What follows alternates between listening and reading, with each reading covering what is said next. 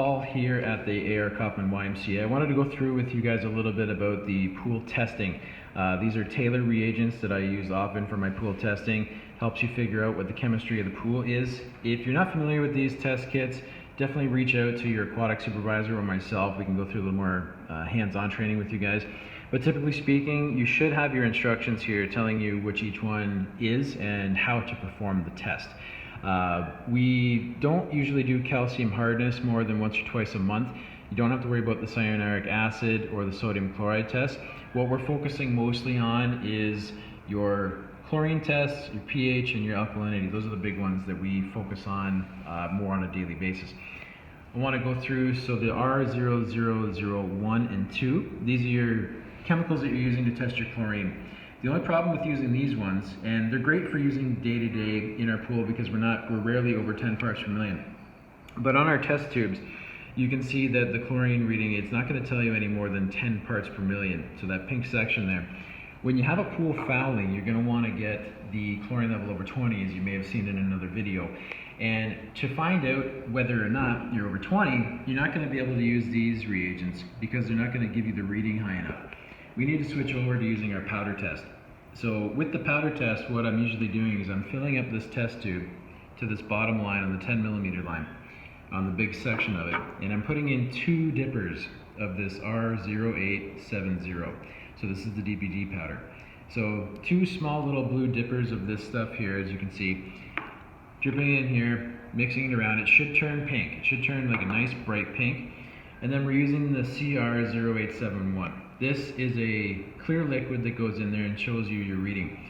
So for every drop that you put into the mixture that you've put into here represents 0.5 parts per million.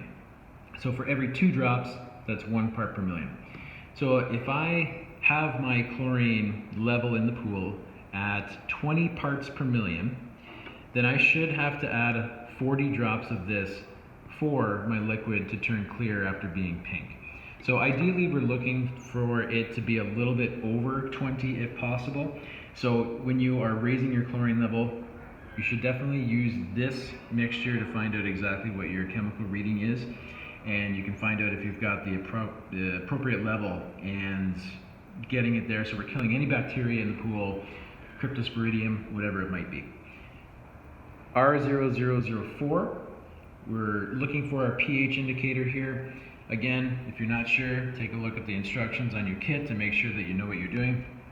But this is helping us to show what our pH level is.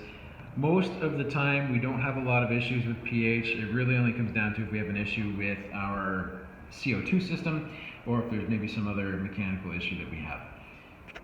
Lastly here is the alkalinity readings, the R0007, 8, and 9. We are using these 3 chemicals together and we're finding out what our total alkalinity level is. Ideally, we want to have a range between 80 and 120. If we can, anything over 80 is acceptable. Again, if you take a look here, you can find out what to do and it will show you how many of each one to add to your mixture. Everything you can do with these tests, you can use with one of these test tubes. We want to make sure that our pool chemistry is as good as possible. You will get complaints from people depending on what your pH level might be at if it's not in the correct range.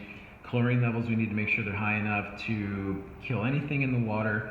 And if you have any questions on any of these items, definitely reach out to either the aquatic supervisor or myself. We can go through further training, as I mentioned. And if you need to know where these test kits are located, you can always ask us.